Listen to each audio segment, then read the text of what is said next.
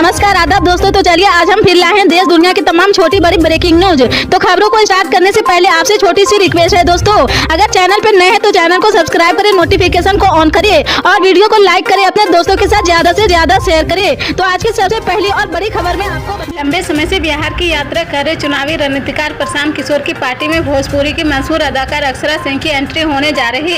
सोमवार को अक्षरा जन स्वराज अभियान से जुड़ने जा रही। जानकारी के मुताबिक अक्षरा ने प्रशांत किशोर से प्रभावित होकर उनकी पार्टी में शामिल होने का निर्णय लिया है। बता दें कि बिहार की जनता नब्ज टटोलने और उन्हें जागरूक करने के मकसद से प्रशांत किशोर बिहार में जन स्वराज यात्रा निकाल रहे। अपनी यात्रा के दौरान वो बिहार के महागठबंधन सरकार से लेकर प्रमुख विपक्षी दल बीजेपी पर भी खूब हमला बोल रहे हैं, लेकिन उनके निशाने पर ज्यादातर लालू यादव की पार्टी राजद, बिहार के सीएम नीतीश कुमार और डिप्टी सीएम तेजस्वी यादव आते हैं। बिहार के लोगों को न्याय विकल्प देने के मकसद से प्रशांत किशोर ने जन स्वराज पार्टी बनाई है। जहां जहां वो गए हैं लोगों का भरपूर समर्थन उन्हें मिल रहा है। जब लोकसभा चुनाव होने में कुछ महीने का वक्त ही बचा है, ऐसे में उन्होंने भी ऐसे उम्मीदवारों की खोज शुरू कर दी है जो महागठबंधन और बीजेपी को टक्कर दे सके।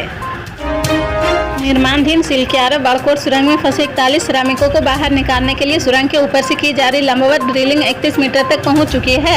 36 ड्रिलिंग कर रही ऑगर मशीन के टूटने के बाद वैकल्पिक रास्ता तैयार करने के लिए रविवार को सुरंग के ऊपर में लंबवत ड्रिलिंग शुरू की गई थी। सिलक्यारा में बचाव कार्यों को देखरेख कर रहे सीएम सड़क संगठन के पूर्व महानिदेशक हरपाल सिंह ने मंगलवार को बताया कि अब तक 31 मीटर लंबवत ड्रिलिंग की जा चुकी है। इसके तहत 1.2 मीटर वायस के पाइपों को लंबवत तरीके से सुरंग के शीर्ष से नीचे की ओर डाला जाएगा। अधिकारियों ने रविवार को बताया था कि सुरंग में फंसे श्रमिकों तक पहुंचने के लिए कुल 86 मीटर लंबवत ड्रिलिंग की जाएगी और इसमें 4 दिन का समय लगेगा।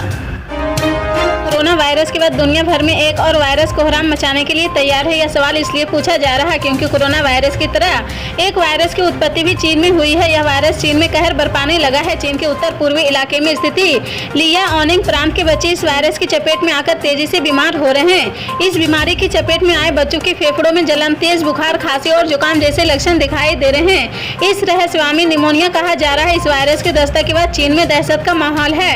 आलम यह है कि इस वायरस को फैलने से रोकने और बच्चों को इस बीमार की चपेट में आने से बचाने के लिए स्कूलों में छुट्टियां घोषित कर दी गई है। कांग्रेस ने सोमवार को आरोप लगाया कि भारत राष्ट्र समिति के गैर जिम्मेदार और संकीर्ण दृष्टिकोण के कारण निर्वाचन आयोग ने रायतु बंधु योजना की किस्तों के वितरण की अनुमति देने से इनकार कर दिया है। कांग्रेस पार्टी के संगठन महासचिव केसी वेणुगोपाल ने यह भी आरोप लगाया कि बीआरएस ने यह एक और पाप किया है जिसे तेलंगाना के किसान कभी माफ नहीं करेंगे। निर्वाचन आयोग ने सोमवार को रायतु बंधु योजना के तहत रबी फसलों के लिए किसानों को दी जाने वाली वित्तीय सहायता की किस्त बांटने के लिए तेलंगाना सरकार को दी गई अनुमति वापस ले ली है। आयोग ने राज्य वित्त मंत्री टी हरीश राव द्वारा इसे लेकर सार्वजनिक घोषणा करने के बाद यह फैसला किया है क्योंकि यह आचार संहिता का उल्लंघन है। दिल्ली एनसीआर में ठंड बढ़ने के साथ प्रदूषण में भी लगातार इजाफा हो रहा है। राष्ट्रीय राजधानी दिल्ली के कई इलाकों में वायु गुणवत्ता सूचकांक यानी एयर क्वालिटी इंडेक्स गंभीर श्रेणी में बना हुआ है।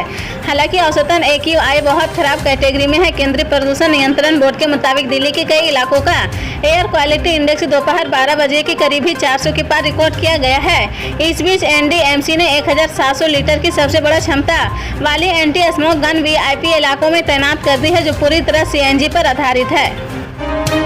मुख्यमंत्री अशोक गहलोत ने कहा कि जनता ने अंडर करंट के तहत वोटिंग की है, इससे कांग्रेस को बहुमत मिलेगा। उन्होंने उम्मीद जताई कि कांग्रेस की सरकार रिपीट होगी। तेलंगाना दौरे पर रवाना होने से पहले मुख्यमंत्री गहलोत ने जयपुर एयरपोर्ट पर मीडिया से कहा कि मुख्यमंत्री की पॉपुलरिटी जबरदस्ती थी और पिछली बार किसी सरकार के खिलाफ एंटी इनकंसेबल नहीं थी। विकास के मुद्दे पर जनता ने वोट दिया है। गहलोत ने कहा कि कांग्रेस की सरकार बनेगी पूर्ण बहुमत वाली सरकार, लेकिन चुनाव के बाद जीतने वाले निर्दलीय और अन्य पार्टियों के प्रत्याशियों से हो जाता है। स्वाभाविक रूप से ही संपर्क है। प्रधानमंत्री, गृह मंत्री, भाजपा के मुख्यमंत्री और केंद्रीय मंत्रियों ने किया राजस्थान में ऐसी भाषा का प्रयोग जिससे जनता भड़क सकते थे देंगे, लेकिन राजस्थान की जनता ने ही की उसकी परवाह। जनता ने अंडर करंट के तहत वोटिंग की है।